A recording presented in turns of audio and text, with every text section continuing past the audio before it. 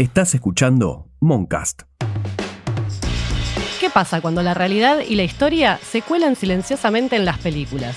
Datos históricos, películas increíbles y mucha arbitrariedad.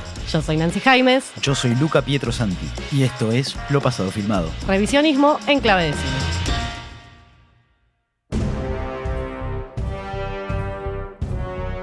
El duelo, en el imaginario colectivo, encierra un aspecto romántico que nos remite a otros tiempos y también a otros valores.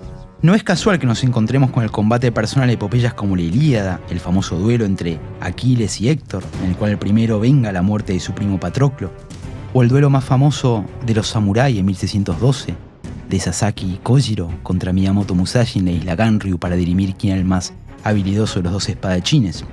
Si bien la guerra es generalmente concebida como un asunto sangriento, deshumanizante y anónimo, el conflicto personal parece existir en un halo de ritual y reverencia que llamamos honor. Hoy vamos a hablar del duelo o el conflicto personal, prestándole especial atención al periodo moderno de la Argentina, que va desde 1880 hasta 1920. Y para ello trajimos representaciones del duelo, algunas más ridículas, otras más literales, dentro del audiovisual en general. Bien, tenemos un lindo catálogo para recorrer en el día de hoy, ¿no? Porque hay para tirar para arriba, ¿eh? Efectivamente. Bueno, una vez más estamos en esta temporada en el siglo XIX, esta vez no en suelo nacional. Me gusta haber venido para acá. Tal cual, en el periodo, ¿no? que se conoce como la Argentina moderna, donde se cristaliza un poco nuestro país y sus formas. Claro. Pero bueno, primero que nada, para avanzar sobre este tema, tenemos que hablar un poco de los rasgos generales, por lo menos de la sociedad argentina, ¿no? En la que toman lugar estos duelos, para entender por qué y cuál es este lenguaje del honor que recorre a esta sociedad. Tal cual.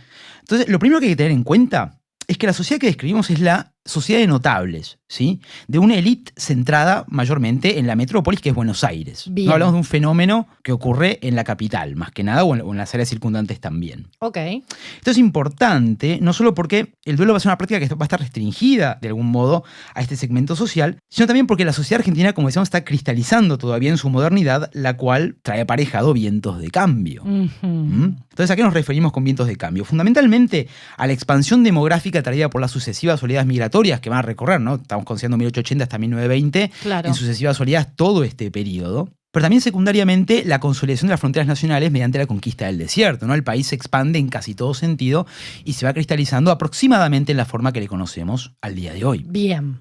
O sea, estamos también en un periodo como de mucha formación. Exacto. Demográfica y territorial. Y de cambio para los que ya estaban antes de que esto ocurriera, cual. ¿no? Y que es un poquito lo que vamos a mirar más de cerca hoy. Bien. Entonces, esta ampliación general de la sociedad no solamente inyecta la velocidad propia de las sociedades metropolitanas, sino que también trae aparejado un mayor anonimato en la medida que van surgiendo nuevos actores sociales y políticos. Entonces, frente a este cambio, la élite local va a tener que encontrar nuevas formas de diferenciación social. Para seguir siendo la élite, digamos. Es un fenómeno viejo como el tiempo, ¿no? Digamos, siempre que aparece una clase que se enriquece, estos famosos nuevos ricos, la élite establecida, sea aristocrática o no, tiene que encontrar nuevas formas de consumo y de hábitos para decir, no, nosotros somos la élite y no somos como ellos. Para demostrar esa diferenciación. Claro. Exactamente. Entonces, en este contexto y frente a esta necesidad de diferenciación, surge el llamado lenguaje del honor, ¿sí? En el cual insertamos al duelo como práctica. Bien. Hay una observación muy esclarecedora que hace una historiadora argentina, que de hecho se dedica puntualmente a trabajar temas de élite, que es Sandra Gayol. Ajá. Ella tiene un libro cuyos pasos vamos a seguir fuertemente en el episodio de hoy, que se llama Honor y duelo en la Argentina moderna. Bueno, sí, nos viene como anillo al dedo, No, digamos, es el trabajo para mí definitivo en la materia, que lo que ella observa es que hablamos de una sociedad, la nuestra Argentina, republicana y plebeya. Claro. ¿Con qué la está contrastando? Con la sociedad europea, ¿no? Es decir, la élite local, digamos, no se distingue mediante un título nobiliario. Claro, no, que es no algo rígido, eso. algo que desciende de generación en generación en generaciones, ¿no? Y que de algún modo otorga un límite infranqueable con respecto a aquellos que están por fuera de ese sistema aristocrático. Tal cual, ¿no? Y claro. que además es universalmente reconocible tanto para aristócratas como para plebeyos. Todos tenemos claro quiénes están de qué lado y no se puede entrar así nomás. Exacto, es impermeable, ¿no? De alguna manera esa línea o esa frontera. Entonces, en la Buenos Aires de fines del 19 y principios del 20, la pertenencia a la llamada buena sociedad está pautada por determinados hábitos y determinados consumos, ¿no? Como puede ser estar abonado al Teatro Colón, ¿no? Ser Ajá. asiduo del Colón, que a uno lo vean entrar, salir, disfrutar de un espectáculo, de una ópera, de una obra de teatro, sea lo que fuera. Bien. Aparecer frecuentemente en el Jockey Club, ¿no? O más restrictivamente al círculo de armas también incluso. Bien. En definitiva, eran formas no institucionalizadas que permitían el mutuo reconocimiento de los miembros de esta élite plebeya. Claro, o sea, todos los que estamos acá formamos parte de este grupo selecto. Totalmente. Fíjate, contrastemos con el caso europeo que decíamos antes, ¿no? O sea, como no hay una aristocracia formal, con papeles, Claro. ¿no? Lo que hay son Con estos... pedigrí. Exactamente, no hay pedigrí, pero hay hábitos de consumo, ¿no? Claro. Que ofrece una cierta distancia entre unos y otros. Bien. De la misma manera, la defensa del honor personal es algo que va a estar adscrito a este segmento de la sociedad, porque, a ver, en algún punto implica responder físicamente con el propio cuerpo cuando el honor de uno era atacado, ¿no? De un modo y otro. Bien. Y cuando hablábamos, preparando el episodio y demás, y empezábamos a hablar de esto de que tenía que ver con el honor, ¿no? Sí. Que vos me comentabas, esto de que tiene que ver con el honor y con el honor a veces público, ¿no?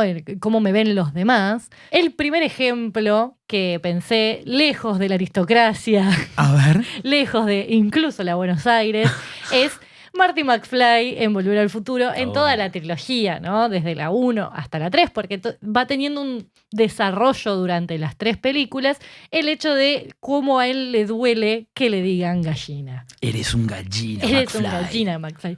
Que aparte es como, no puedo dejar de pensarlo en el doblaje, ¿no? Por supuesto. Totalmente, es mucho más simpático, es como los Simpsons, es Exacto, mucho mejor. Necesito escuchar que le digan gallina. Pero bueno, esta idea de que lo consideraran cobarde, de que ciertos pares y ciertas personas lo consideraran cobarde, es algo con lo que él cree que no podría vivir. Va por ¿no? ahí. Así arranca él directamente en el relato y justamente se va a transformar y después podemos ir hablando de esas transformaciones, pero tiene que ver con eso, ¿no? Con que sus pares, su sociedad lo considere un cobarde. Totalmente, es exactamente, va por ahí lo que vos decís. A ver, el lenguaje del honor, que va a estar encarnado por los caballeros, ¿no? Es una cuestión eminentemente masculina, digamos, que lo sustentaban. Y yo digo caballeros no solamente por una cuestión de género, digamos, sino en el sentido de gentleman. Claro, claro. ¿no? O sea, ellos, digamos, rechazaban la violencia bravucona o el insulto soez, ¿no? Esto hay que tenerlo en cuenta.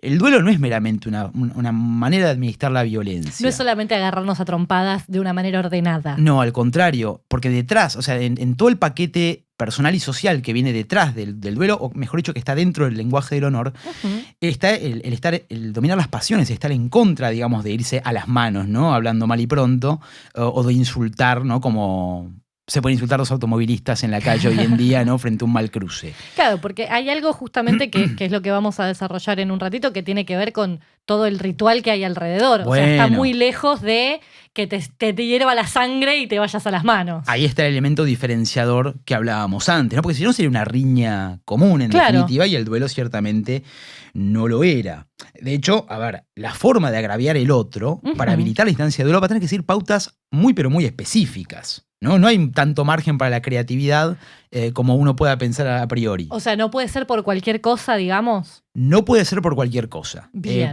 Lo que decíamos antes, el insulto soez, no es suficiente, porque si no, de algún modo estás poniendo carnada para que cualquiera vaya a las armas con vos. Ok. ¿No? Bien. Si no, el duelo sería simplemente una forma de administrar la violencia. Claro. Y es algo más complejo, es un lenguaje social. Claro, bueno, para eso me traigo entonces otro de los ejemplos que tenía en la cabeza, que es, hablando de algo que ya acabamos de nombrar, Los Simpsons, ¿no?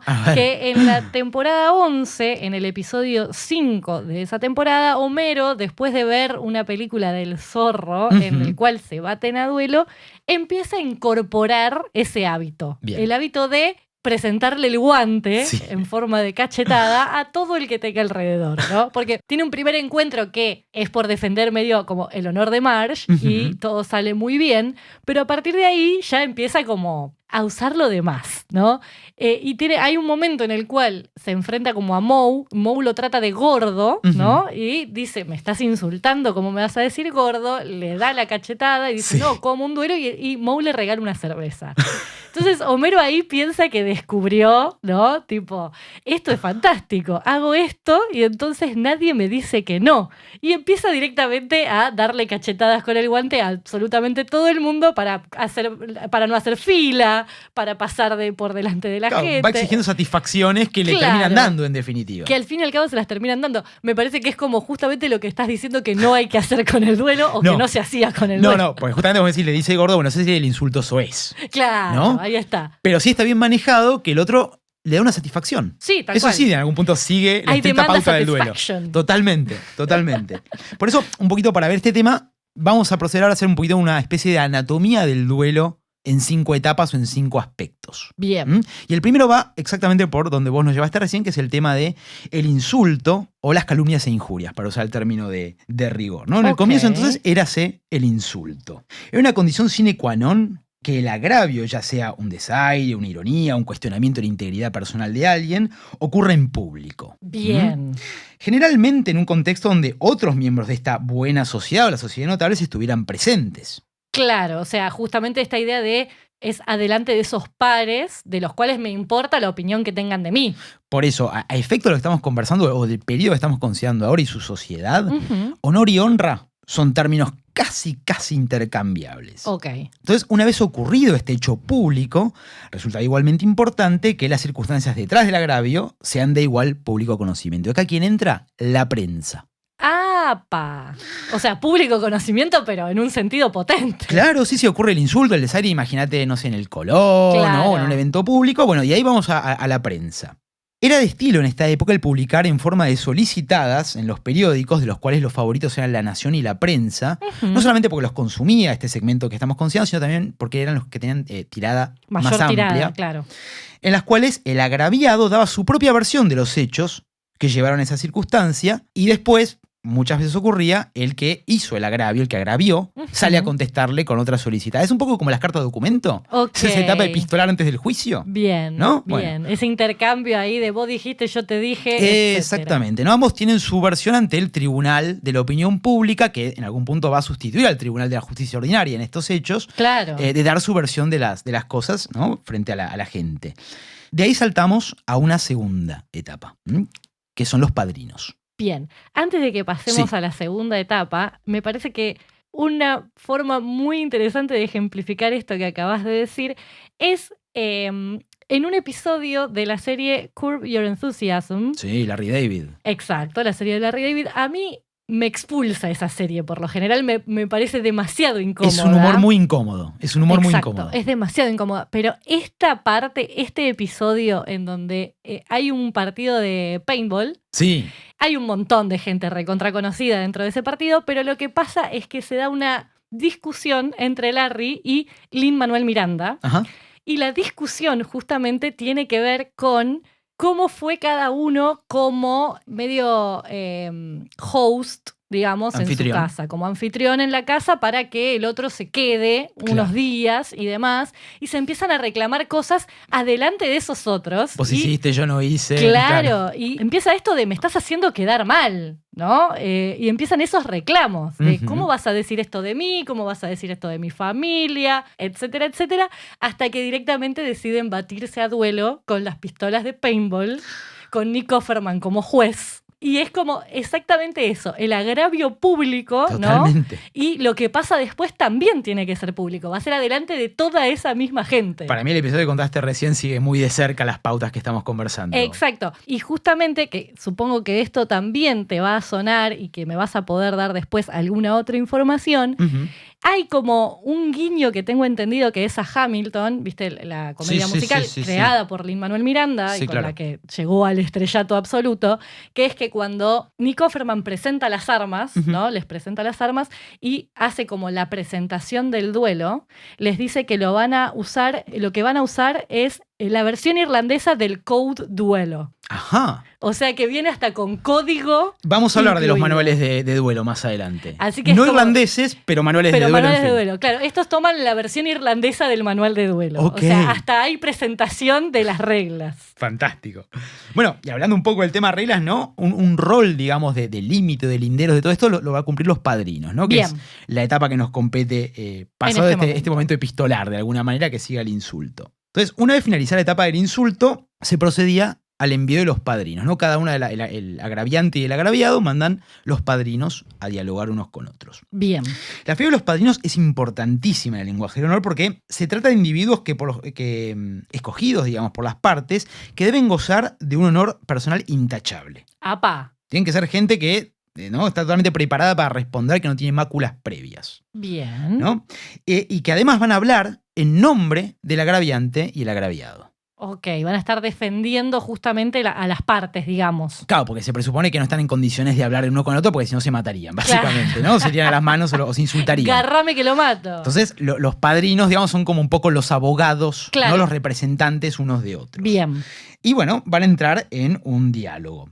Su rol inicial es el de intentar llegar a algún tipo de solución pacífica que evite el enfrentamiento. Y esto lo hacen, bueno, dialogando. O sea, es literalmente la negociación prejuicio, básicamente. O sea, seguimos pudiendo compararlo con... No, es que realmente la analogía, o sea, ni siquiera es una analogía, realmente es la sustitución del tribunal de la opinión pública, claro, que sustituye a la justicia ordinaria, pero casi podemos encontrar analogías, ¿no? De una cosa y la entre otra. los pasos de cada situación, digamos. Pero me interesa poner resalto esto, como el primer rol de los padrinos, el inicial, es desactivar la bomba. Claro, es poder evitar llegar a ese enfrentamiento. Son gente de cabeza calma, que no están directamente involucrados, de un honor personal intachable, ¿no? Que van a tratar de decir, bueno, a ver, ¿cómo podemos llegar a un acuerdo? ¿No? Bien. En líneas generales, si el conflicto surgía a raíz de un agravio menor, de un desaire menor, era altamente probable que la cosa muriera en etapa de padrinos. Ah, bien, o sea, podía darse esa situación de que se desactivara la bomba. Digamos. Muchas veces pasa, y conforme vayamos hacia la vuelta de siglo, hacia el 1900, temprano 1900 y pico, esta va a ser la resolución más común. Bien. ¿Sí? ¿Cómo se ve esta solución? Bueno, se brindan explicaciones de lo sucedido o alguna de las partes admite su falta con las disculpas del caso. Yo pensé que usted me había querido desairar por esto y fue un malentendido, realmente le ofrezco disculpas, me dejé llevar, ¿no?, por un mal impulso. Bien. Público, por supuesto. Claro, ¿no? esto se tiene que hacer saber adelante de todo el mundo. Por eso, los padrinos son no solamente representantes, también son testigos de los hechos. Claro. Ahora bien, si la ofensa era mayor o los padrinos no eran capaces de llegar a un acuerdo, claro, pautados a su vez por el agraviante o el agraviado, ¿no?, solo quedaba decir la hora, el lugar y las armas. Bien. Bueno, te voy a traer acá, justo en este momento, una versión corrida, ¿no?, de la tradicional de todo esto que estás diciendo, que se da en la tetralogía de John Wick, sí, particularmente en la última, justamente. Spoiler alert, porque es la película más cercana al momento de grabación, está en los cines cines todavía. Sí.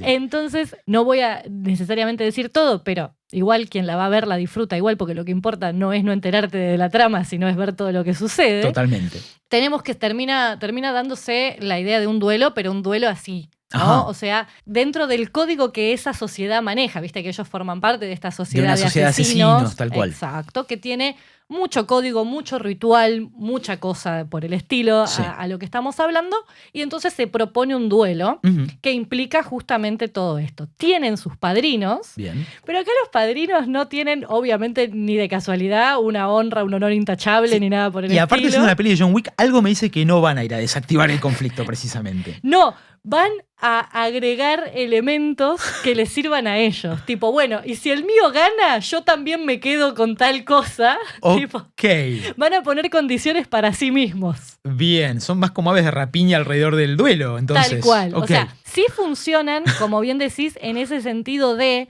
tenemos que venir nosotros porque si vienen los agraviados, el agraviante y el agraviado se van a agarrar a trompadas acá o se van a cagar a tiros acá, claro, ¿no?, en este mundo. Sí cumplen ese rol como de, bueno, venimos nosotros porque nosotros sí podemos hablar, pero tienen intereses personales de por medio. Bien. ¿No? Bien. O sea, ahí ya te presento una primera distinción.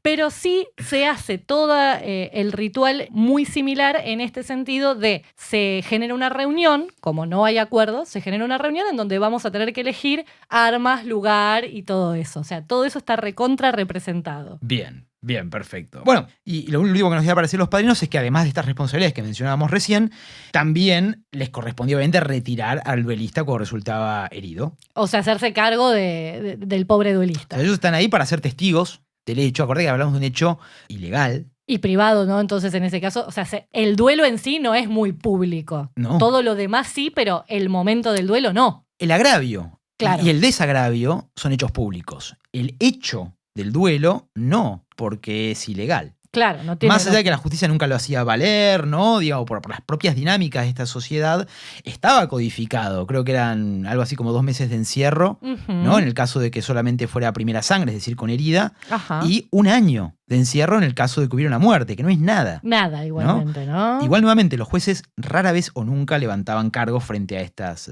situaciones, ¿no? Claro. Nuevamente la sustitución del Tribunal de la Opinión Pública por la justicia ordinaria. Bien. Vamos a la tercera parte de esta anatomía, que son las armas. La elección de armas a ser utilizadas en el duelo siempre van a caer del lado de la parte agraviada, el que recibe el insulto. Él tiene el derecho de elegir las armas. Totalmente, porque de otro modo, ¿no? Si el agresor es un Encima. maestro de la espada, va a cantar espada todas las veces y por el otro no es bueno en ninguna de las 3 armas y lo aplasta. Claro. Básicamente, está garantizando el propio resultado. Entonces es una forma de decir, bueno, si voy a insultar a alguien, me juego a que el otro elija las armas y tiramos los dados a ver, ¿no? De dónde cae el resultado.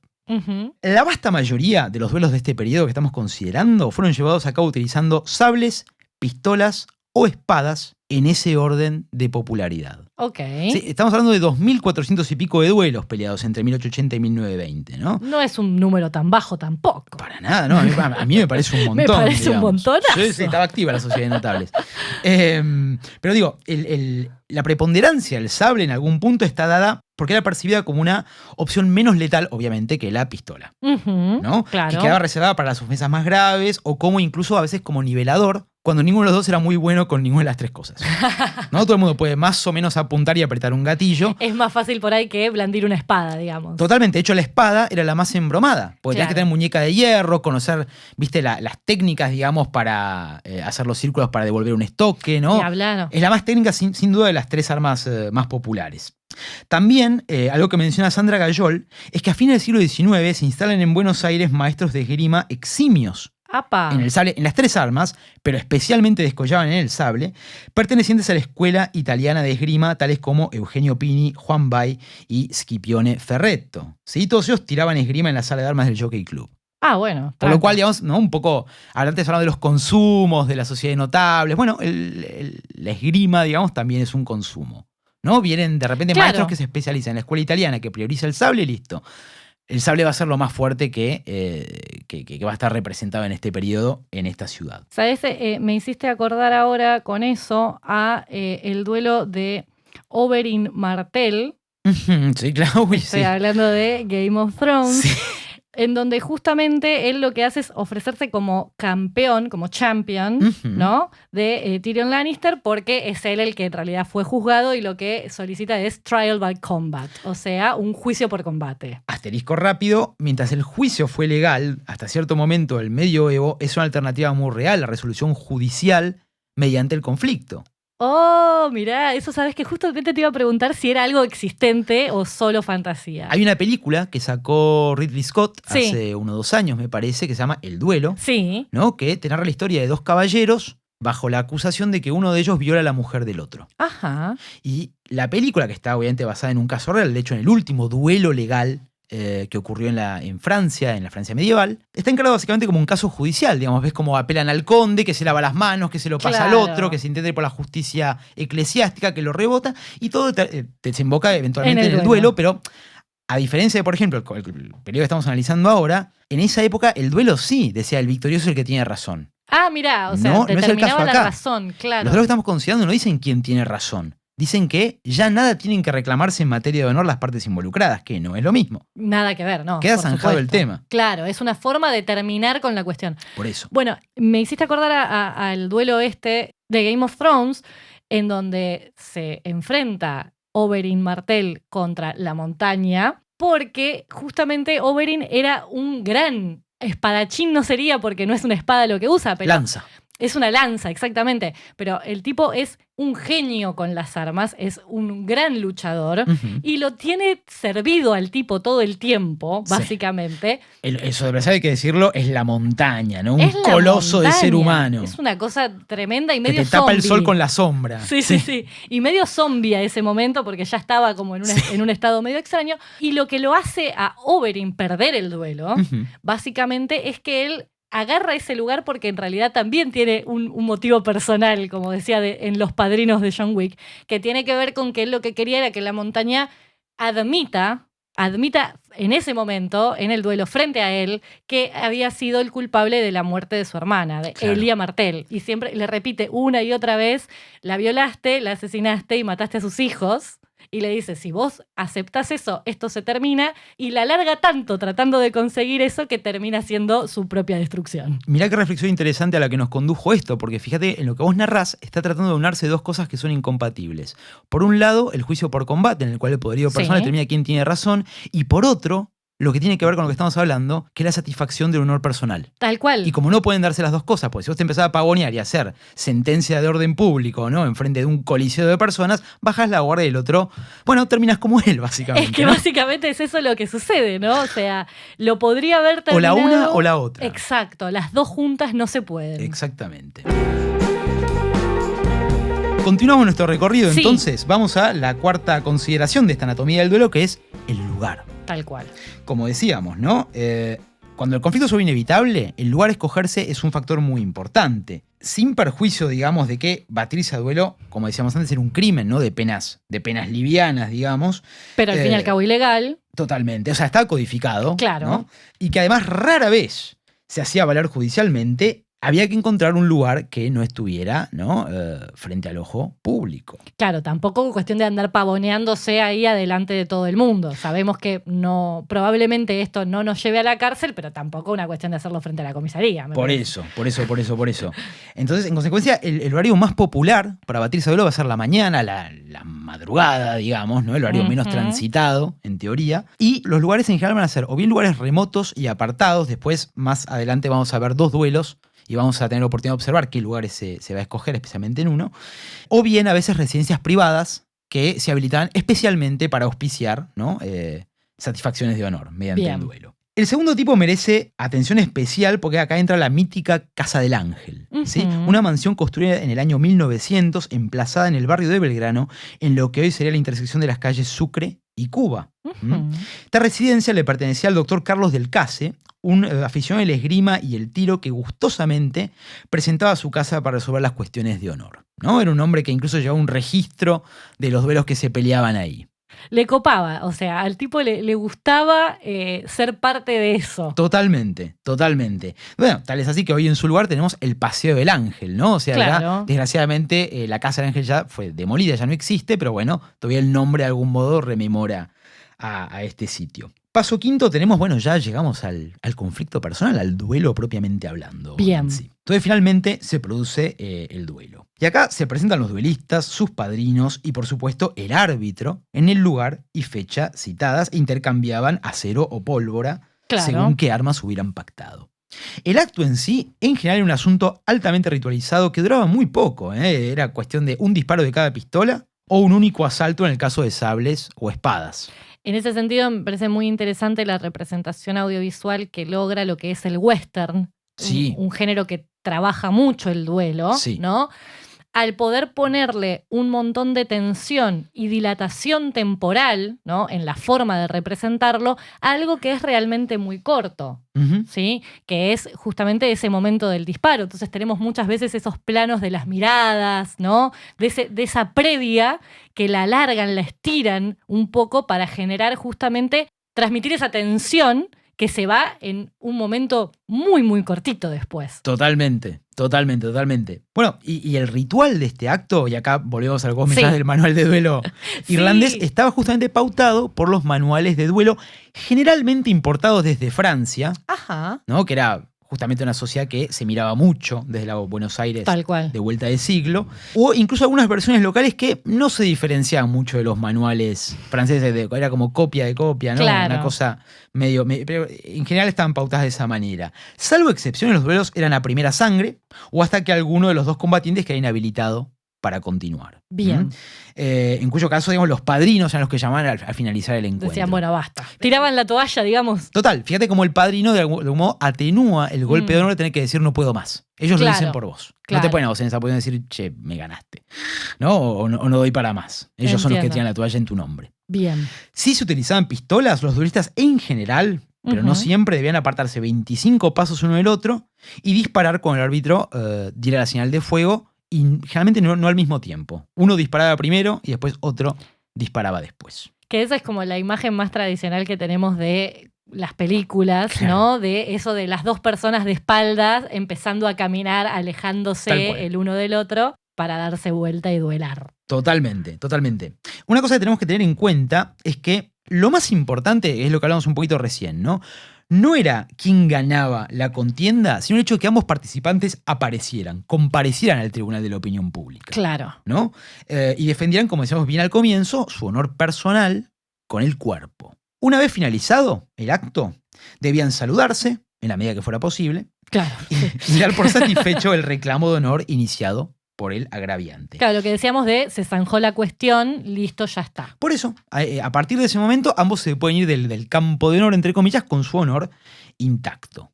Y ahora, de hecho, vamos a proceder a contar 2 duelos puntuales, uno de hecho que terminó en muerte y uno que no, Bien. bien de esta época. El primero de ellos ocurrió en 1880 y fue el duelo entre Lucio Mansilla y Pantaleón Gómez. Ok. Lucio Mansilla, además de ser el sobrino de don Juan Manuel de Rosas, fue el dandy porteño arquetípico, ¿no? Era muy de seguir las modas europeas, con la galera, el bastón, la levita, Me vuelvo loca. todo ese paquete, digamos, ¿no? Fue periodista, político, comandante durante la Guerra del Paraguay y un viajero incansable, ¿no? Todo ese paquete, de algún modo, era lo que era ser un caballero porteño de esa época, ¿no? Un miembro casi arquetípico de esta sociedad del honor o de notables que describíamos en un comienzo. Bien. De él decía uno de los fundadores de la Unión Cívica Radical, Aristóbulo del Valle, que Mansilla, cuando va por la calle, se sonríe delante de todos los espejos. Si se mirara con ceño adusto, mandaría a los padrinos a su propia imagen reflejada en el vidrio. Ay, no, O sea, le dijo que era un calentón, fantástico, básicamente. Básicamente. Mansilla era gran duelista, ¿sí? Saltaba como leche hervida, aparentemente. Era Homero en el episodio. Ahí, dándole... Totalmente. Ok. A comienzos de 1880 sale publicada en el periódico El Nacional una sátira sin firmar, mofándose del tamaño de la galera que vestía Mansilla. Se metieron con el tamaño. Se metieron con el tamaño. Ofendido, Mansilla decide retar públicamente a duelo a Pantaleón Gómez, el dueño del periódico. Pensá que la sátira estaba sin firma. Claro. Asumió que venía por ahí la cosa. Lo cierto es que el autor real de la humorada había sido Lucio Vicente López, pero al no estar firmada y siendo Pantaleón Gómez el dueño del periódico, asume la responsabilidad, fíjate acá el lenguaje del honor, ¿no? Y acepta el desafío. Porque al fin y al cabo, él lo permitió imprimir, digamos, en su medio. Entonces, Totalmente. tomó la responsabilidad. Y aparte de algo muy honorable en no botonear, ¿no?, a un periodista de tu propia publicación. Totalmente, totalmente. Se van a dar cita en el punto de encuentro, ¿no?, acompañados del árbitro y los respectivos padrinos. El arma escogida van a ser las pistolas. Cuando el árbitro da la señal de fuego, parece que Pantaleón Gómez descarga su pistola contra el suelo, dispara contra el lado de sus pies, digamos, y dice: yo no mato a un hombre de Nunca llegó a terminar la palabra talento. El disparo de Mansilla lo alcanzó en el corazón y lo echó al suelo en el acto. Es fantástico lo que me estás contando. Mansilla corre hacia él, se pone más romántico todavía. Mansilla corre hacia él y llorando le besa la frente. Esto es lo último que ve Pantaleón Gómez antes de morir. Este duelo va a permanecer una mácula en la vida de Lucio Mansilla. Siempre lo va a recordar, digamos, como un traspié, como un momento oscuro. Claro. Incluso para un asiduo duelista, ¿no? Ningún juez jamás le levantó cargos. La única consecuencia pública de este hecho fue la expulsión por parte de Lucio Mansilla de la masonería argentina. Fue Mirá. la única institución que públicamente no lo denunció expulsándolo. Muy bien. Y si no saben de los masones, pueden ir a la temporada 1 que hemos hablado largo y tendido. El primer capítulo de este podcast, el Génesis. El otro duelo que quería traer a cuento es un duelo probablemente que algunos pueden haber sentido nombrar porque es muy famoso. Es el duelo entre Hipólito Yrigoyen y Lisandro de la Torre en 1897. Este duelo nos pone de relieve como, además de una herramienta de diferenciación social, como decíamos al principio, de la élite, el conflicto personal empapó la palestra política también. Tal cual, claro, dos personajes muy conocidos de la política nacional. Totalmente. Como decíamos al principio, entonces, en una sociedad cada vez más metropolitana y multicultural, con pujas políticas de mayor complejidad cada vez, el insulto o el agravio parlamentario estaba a la orden del día. Incluso pasa hoy, vamos. Sí, mirá Senado TV y está ahí, digamos. Hoy cuando no pasa, digamos. Total. Incluso un insulto público era la cara visible muchas veces de un conflicto político mucho más profundo, ¿no? La punta del iceberg de algo más complejo. Lisandro de la Torre fue fundador en 1891 de la Unión Cívica Radical junto con el famoso Leandro Alem. Claro. Tras el suicidio de Alem el 1 de julio de 1896, de la Torre profundiza su distanciamiento con el sobrino de Alem, Hipólito Yrigoyen. Hay dos razones fundamentales detrás de este enfrentamiento. Una inmediata, que tenía que ver con la interna partidaria. De la Torre pertenecía a la facción que estaba dispuesta a coaligarse con la Unión Cívica Nacional, la UCN, encabezada por Bartolomé Mitre, la cual a su vez tiene una posición dialoguista con el Partido Autonomista Nacional, ¿no? Con el PAN de Roca y Pellegrini.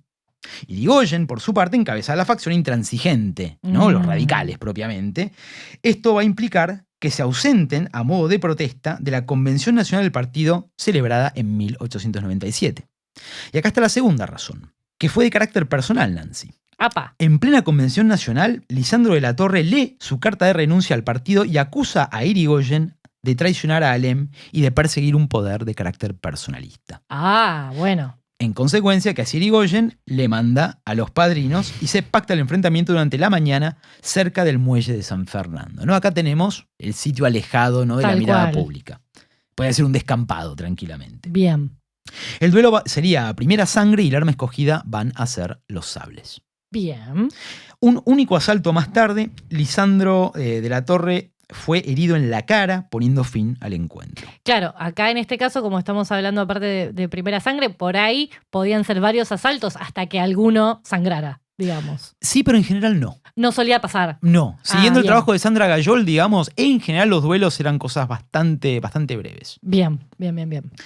Se dieron el saludo de rigor, quedando zanjada la cuestión de honor, pero sin jamás reconciliarse personalmente. Por el resto de sus días, de la Torre llevó la barba crecida para ocultar las cicatrices del encuentro. Fantástico. Me encanta. Acá tenemos, ¿no?, un duelo que termina en muerte, Pantaleón Gómez, Sí. ¿no? Y tenemos uno más de carácter político, incluso, que no lo hace. Pero la cuestión de honor queda zanjada. Bien. Y si cerramos acá estos ejemplos, volviendo a con el que empezamos, que es el querido Marty McFly, tenemos que justamente todo esto que se va desarrollando durante las 3 películas al respecto de su relación con que lo consideren cobarde, termina en un duelo típico del oeste, de western, ¿no? En donde Perro Loco lo desafía y justamente terminan de elegir lugar y tiempo, que ahí también tenemos el gag de uno dice solo mato antes de desayunar y el otro le dice no, un poquito más tarde que yo solo mato después, etcétera. Logra salir airoso de ese momento a Marty porque usa un chaleco antibalas como había aprendido en una película de Clint Eastwood, en la Volver al Futuro 2. Pero él todavía ahí no termina de salir de ese conflicto personal que es que me importe tanto que me digan o que los demás piensen. Bueno, tiene un honor personal a flor de piel, por supuesto. Exacto, todavía eso, o sea, si bien él lo que logró hacer es escapar de la situación o de la gravedad de la situación, Sí. le sigue molestando lo mismo y sigue su honor personal ahí a flor de piel. Al final de la película es cuando va a lograr él, digamos, sobreponerse a eso, o para la película, ¿no? A avanzar y crecer en ese aspecto, que es cuando Flea de los Red Hot Chili Peppers, Sí. Needles, el personaje Needles. Me encantan estos crossovers. Sí. Needles lo va a retar a una carrera en la calle ya en 1985, ya cuando vuelven al futuro, Sí. ¿no? Lo va a retar a una carrera en el medio de la calle, diciéndole gallina, qué sé yo, lo va a arengar para que se anime a correr. Marty no va a hacerlo, lo va a dejar seguir solo y ahí se va a dar cuenta que si lo hubiera hecho, hubiera chocado contra un Rolls Royce que iba a ser el que lo iba a dejar invalidado en su mano, etcétera, etcétera. Hay una moralina ahí sobre el orgullo. Exacto, con esta idea de ¿qué me importa? Sí. No es tan importante que este chabón piense que yo soy un cobarde, ¿no? Y hay como esa reinvención del concepto. Es hermoso porque me estás dando pie a lo que viene ahora, que es hablar un poquito del ocaso. Bien. De la práctica del duelo. A ver, conforme avancen las primeras 2 décadas del siglo XX, la práctica del duelo en la sociedad porteña van a ir en franca vía de desaparición. Y hay 2 elementos fundamentales que van a mellar el lenguaje del honor y signar la paulatina desaparición de los duelos, ¿no? Que ya, de hecho, hay un declive dramático en los primeros años del 1900. Ok. El primero tiene que ver con la transición de una sociedad de notables, ¿sí?, a la paulatina transición a una sociedad de masas. ¿Por qué? Porque el ritmo inmigratorio del país se acelera con la vuelta de siglo. Pasamos a ser muchos más. Exacto. Entonces, ¿qué es lo que aumenta? El anonimato, la velocidad, la vida metropolitana.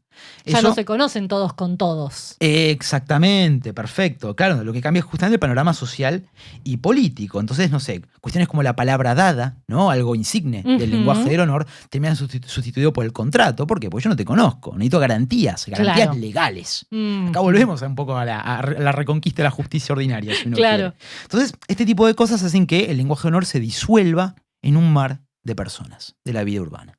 Y el segundo hecho, mucho más contundente, es la Primera Guerra Mundial, Nancy. Ujú. La Primera Guerra Mundial, para muchos se llama la última guerra de caballeros. ¿Por qué? Porque muchos jóvenes entraron a este conflicto europeo con ideas heroicas en la cabeza, románticas de lo que el conflicto era, como si fuese un conflicto del siglo XIX, de uniformes coloridos, Sí. de líneas de infantería, ¿no? Todo eso, y se encontraron con la guerra de trincheras, ¿no? Con el estrés postraumático, con el bombardeo constante, con el hambre, con las pulgas, Con volver todo roto. con la carnicería, con el horror, ¿no?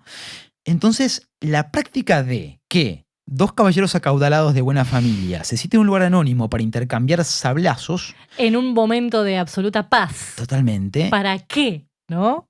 palidece totalmente, ¿no? Porque ¿de qué valentía me vas a estar hablando vos, que muy cómodamente pautas el horario, el lugar, contra Si un yo pibe... vengo Contra un pibe de de 18 estar años ahí, que volvió de la claro. trinchera y por ahí, viste, volvió mutilado con la mirada vacía, Sí, nada. o con un montón de fantasmas en la cabeza. Pierde absolutamente el sentido. Exactamente, ¿no? En ambos casos, sea la guerra como los ritmos migratorios, es un poco un fenómeno globalizante, Tal el que cual. disuelve, ¿no?, esta sociedad de notables. Y así se va al ocaso.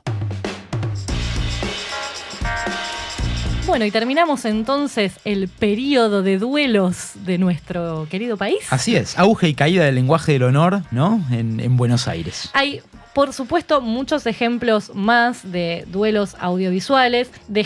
Traté de dejar afuera justamente los más tradicionales, porque me parecía interesante jugar a esas otras representaciones que nos quedaron en la cabeza, más romantizadas de esta idea.